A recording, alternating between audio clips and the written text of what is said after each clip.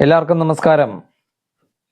I nobody Prithviraj പ്രൊഡക്ഷൻസിന്റെ ബാനറിൽ നിസാം ബഷീർ സംവിധാനം ചെയ്ത് ഇന്ന് പുറത്തിറങ്ങിയ ഒരു സിനിമ.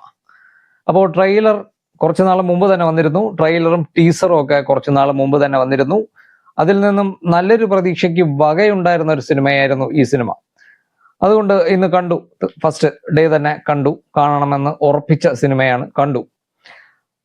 ഒരു സ്റ്റാൻഡേർഡ് ട്രെയിലർ ആയിരുന്നു. നല്ല രീതിയിൽ സംതിങ് സസ്പെൻസ് എന്തൊക്കെയോ ഒളിപ്പിച്ച ഒരു ട്രെയിലർ. നല്ല രീതിയിൽ ഒരു വെറൈറ്റി ഫീൽ ചെയ്ത സാധനം.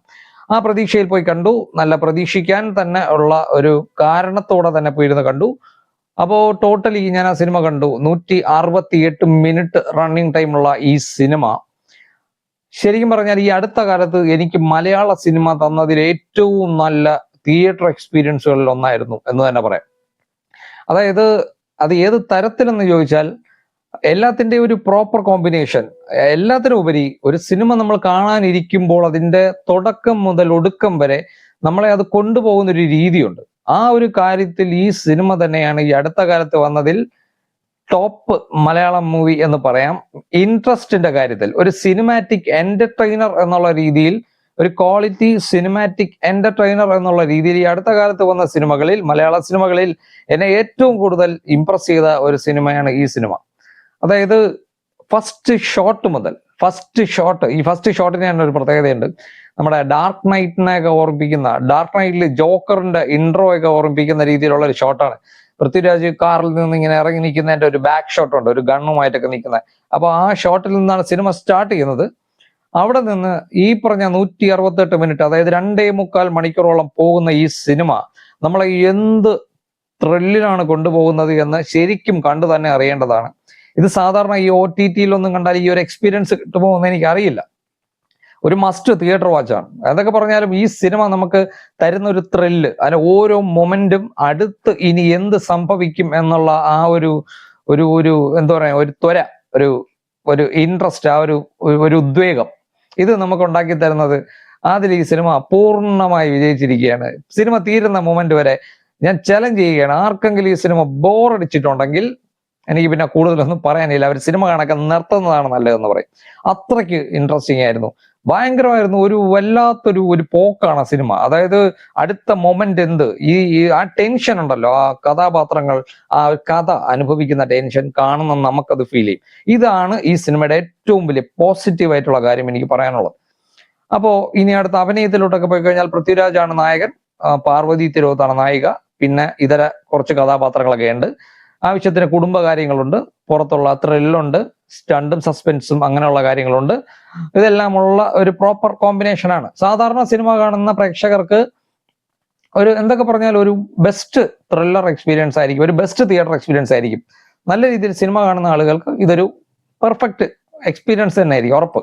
പിന്നെ അത് കഴിഞ്ഞിട്ട് ഞാൻ അഭിനയത്തിന്റെ കാര്യം പറഞ്ഞു. പൃഥ്വിരാജ് സാധാരണ നമ്മൾ പതിവുള്ള ഈ മസിൽ പിടിച്ച ചുണ്ട് ചരിച്ച് ഒരു ആർട്ടിഫിഷ്യൽ മുഖഭാവത്തോടെ നിൽക്കുന്ന ഒരു പൃഥ്വിരാജിനെയാണ് നമ്മൾ ഈ അടുത്ത കാലത്തൊക്കെ പതിവായി കാണുന്നത്. അതിൽ നിന്നൊക്കെ വ്യത്യസ്തമായ ഒരു പൃഥ്വിരാജിനെയാണ് ഞാൻ കണ്ടത്. എനിക്ക് പതിവായി ഇങ്ങനെ പെരുക്കി മസിലൊക്കെ പിടിച്ച് ഇങ്ങനെ ഒരു ആർട്ടിഫിഷ്യൽ സ്റ്റൈലൊക്കെ ക്രിയേറ്റ് ചെയ്ത് നിൽക്കുന്ന ഒരു പൃഥ്വിരാജ് അല്ല ഞാനിതിൽ കണ്ടത്. വളരെ കൂളായിട്ട് മറ്റൊരു മുഖഭാവത്തോടെ മറ്റൊരു ആറ്റിറ്റ്യൂഡ് ഇട്ട് നിൽക്കുന്ന ഒരു പൃഥ്വിരാജിനെ ഞാൻ അടുത്ത കാലത്തൊന്നും ഇങ്ങനെ കണ്ടിട്ടില്ല. പണ്ട് രഞ്ജിത്തിന്റെ ഒക്കെ 1-2 സിനിമകൾ കണ്ടിട്ടുണ്ട്, പക്ഷെ ഇതിലിതാ വീണ്ടും കണ്ടു. അതൊരു നല്ല കാര്യമായിട്ട് എനിക്ക് തോന്നി. അദ്ദേഹത്തിന്റെ ആറ്റിറ്റ്യൂഡിലുണ്ടായ, ആ കഥാപാത്രത്തിന് ഉചിതമായ രീതിയിലുള്ള ആ ഒരു ആറ്റിറ്റ്യൂഡിലുണ്ടാക്കിയ ഒരു മാറ്റം എനിക്ക് വളരെ ഇഷ്ടപ്പെട്ട കാര്യമാണ്. പിന്നെ പാർവതിയുടെ കാര്യം പിന്നെ കൂടുതൽ പറയണ്ട. പാർവതി ഏത് റോള് കിട്ടിയാലും 100-ന് 100 എൻ്റെ കണ്ണിൽ. ശരിക്കും ഒരു ലേഡി സൂപ്പർ സ്റ്റാർ എന്ന് തന്നെ പറയാം. പക്ഷെ അവരുടെ ഒരു സ്വഭാവത്തിന്റെ ഒരു ഇതുകൊണ്ട് അധികം ക്യാരക്ടേഴ്സ് ഒന്നും കിട്ടുന്നില്ല. ശരി, പിന്നെ ഇതര കഥാപാത്രങ്ങൾ നമുക്ക് അറിയാന്നുള്ളതും അറിഞ്ഞൂടാത്തതുമായിട്ടുള്ള കുറച്ച് ആളുകളൊക്കെ ഉണ്ട്. എല്ലാവരും കുഴപ്പമില്ല. ഞാൻ പറഞ്ഞല്ലോ, ഒരു എന്റർടൈനർ, കൊമേഴ്ഷ്യൽ എന്റർടൈനർ ആയിട്ട് തന്നെ തോന്നി. ട്രെയിലർ കണ്ടപ്പോൾ ഞാൻ കുറച്ചുകൂടെ റിയലിസ്റ്റിക് ആയിട്ടുള്ള കാര്യങ്ങൾ പ്രതീക്ഷിച്ചു. അതെനിക്ക് സിനിമയുടെ ചെറിയൊരു ഡ്രോബാക്ക് ആയിട്ട് ഫീൽ ചെയ്തു. ചില സിറ്റുവേഷൻസ് ഒക്കെ ടോട്ടലി അൺറിയലിസ്റ്റിക് ആയിട്ട് മൂവ് ചെയ്യുന്ന പോലെ എനിക്ക് തോന്നി. അതായത് ഒരിക്കലും ആ സിനിമയെ എങ്ങനെയെങ്കിലും മുന്നോട്ട് നയിക്കാൻ വേണ്ടി ചില ഭാഗത്തൊക്കെ ചില ട്രിക്കുകൾ ഉപയോഗിച്ചിട്ടുള്ളത് പോലെ തോന്നി. അത് കഥയ്ക്ക് ഉചിതമായതും ഇത്തിരി റിയലിസ്റ്റിക് ആയിട്ട് ആ കഥയ്ക്ക് ചേർന്ന് പോകുന്നതല്ലാത്ത രീതിയിലുള്ള കുറച്ച് കാര്യങ്ങൾ ഉള്ളതായിട്ട് തോന്നി. പിന്നെ ബാക്കി ഞാൻ പറഞ്ഞല്ലോ, പടത്തിൽ ഏറ്റവും വലിയ പോസിറ്റീവ് ഞാൻ ആദ്യം പറഞ്ഞ കാര്യമാണ്, നല്ലൊരു എന്റർടൈനർ ഫീൽ തരും. ഇനി ഞാൻ നെഗറ്റീവായിട്ട് പറഞ്ഞു കഴിഞ്ഞാൽ എനിക്ക് ചെറിയ 1-2 നെഗറ്റീവ് തോന്നിയത്, ആദ്യമായി ടെക്നിക്കലി പറഞ്ഞു കഴിഞ്ഞാൽ സിനിമയുടെ VFX വളരെ മോശമാണ്. അത് ഇങ്ങനെ ഒരു സിനിമയ്ക്ക് കുറച്ചുകൂടെ നല്ല രീതിയിൽ പൃഥ്വിരാജൊക്കെ കൈവച്ച സിനിമയാണ്. അപ്പോൾ പൃഥ്വിരാജ് പ്രൊഡക്ഷൻസിന്റെ ഒക്കെ ഒരു സിനിമയിൽ ഇതിലൊക്കെ പൃഥ്വിരാജ് കുറച്ചുകൂടെയൊക്കെ ശ്രദ്ധിക്കണമായിരുന്നു എന്ന് തന്നെ പറയും. VFX, അരോചകമായിട്ടുള്ള VFX പല പല ഷോട്ടുകളിലും കണ്ടു. കാണുമ്പോൾ തന്നെ ഏതോ മറ്റേ 10-15 വർഷം മുമ്പുള്ള ഒരു മലയാള സിനിമയിലെ VFX-നെ ഓർപ്പിക്കുന്ന രീതിയിലുള്ള മോശപ്പെട്ട VFX സീനുകൾ ഒരുപാട് ഇതിൻ്റെ അകത്തുണ്ട്. അത് കാണുമ്പോൾ തന്നെ മനസ്സിലാകും.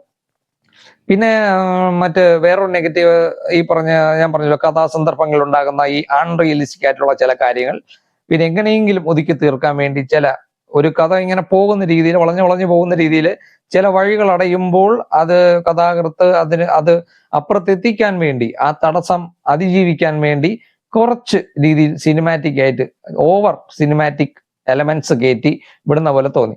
അതിലൊന്നാണ് സ്റ്റണ്ട്. സിനിമയിലെ സ്റ്റണ്ട് സീൻസ് ഒക്കെ അടിപൊളിയാണ്, സമ്മതിച്ചു. സംഘടനം അടിപൊളിയായിട്ട് എടുത്തിട്ടുണ്ട്, നല്ല കിടിലമാണ്. BGM-ഉം അതിന്റെ സിനിമാറ്റോഗ്രാഫിയും എല്ലാം കൂടെ ചേർന്ന് നല്ലൊരു ഫീല് കിട്ടുന്ന സാധനമാണ് ഈ സ്റ്റണ്ട് സീൻസ്. പക്ഷേ ഈ സിനിമയിൽ ഇത്രത്തോളം സ്റ്റണ്ട് വേണമായിരുന്നോ എന്ന് ഒരു ചോദ്യം എനിക്ക് തോന്നി. അനാവശ്യമായ പല ഭാഗത്തും ഡ്യൂറേഷൻ കൂടിയ ഒരുപാട് സ്റ്റണ്ട് സീനുകൾ കുത്തിക്കയറ്റിയതായിട്ട് എനിക്ക് ഫീൽ ചെയ്തു. അതായത് ക്ലൈമാക്സിലൊക്കെ ഇത്രത്തോളം സ്റ്റണ്ട് വേണമോ, സ്റ്റണ്ടിന് എന്താണ് ഈ സിനിമയിൽ ഇത്രയ്ക്ക് ഇമ്പോർട്ടൻസ് എന്ന് തോന്നിപ്പോകും പല ഭാഗത്തും. ആ കഥയ്ക്ക് അനുയോജ്യമായി വരാത്ത രീതിയിലുള്ള ഒരുപാട് സ്റ്റണ്ട് സീനുകളുണ്ട്. പിന്നെ കഥ പേഴ്സണലി നമുക്കൊക്കെ ഒരുപാട് കണക്ട് ചെയ്യുന്ന സാധനമാണ്. കാരണം ബാക്ക്ഗ്രൗണ്ട് ഫുൾ തിരുവനന്തപുരമാണ്. നമ്മുടെ പാളയം സാഫല്യം കോംപ്ലക്സിനകത്ത് വെച്ച് സ്റ്റണ്ട് സീനുണ്ട്. പാളയം, യൂണിവേഴ്സിറ്റി കോളേജ്, വെള്ളായണി, ഇങ്ങനെയൊക്കെയുള്ള കുറെ സ്ഥലങ്ങളുടെ പേരും കുറെ അറിയാവുന്ന സ്ഥലങ്ങളുടെ ഷോട്ടുകളും അവിടെ വെച്ചുള്ള സീനുകളും ഒക്കെ കാണുമ്പോൾ നല്ലൊരു കണക്ഷൻ ഫീൽ ചെയ്യും. അങ്ങനെ പേഴ്സണലി ഇഷ്ടപ്പെടുന്ന കുറച്ച് കാര്യങ്ങളുണ്ട്. പിന്നെ തിരക്കഥാ സംഭാഷണം, ഇതൊക്കെ ഞാൻ ആദ്യമേ പറയേണ്ടതാണ്.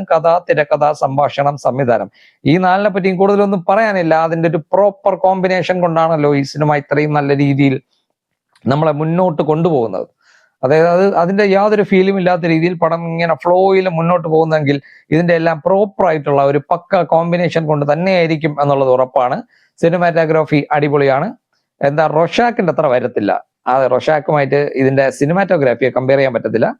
പിന്നെ BGM എടുത്തു പറയാനൊന്നുമില്ല. BGM ഒക്കെ ഉഗ്രൻ സാധനം. എല്ലാത്തിന്റെയും ഒരു പ്രോപ്പർ മിക്സ് സിനിമയെ ഒരു അത്യുഗ്രൻ എന്റർടൈനർ ആക്കി മാറ്റുന്നു. അതാണ് I nobody. Okay, thank you.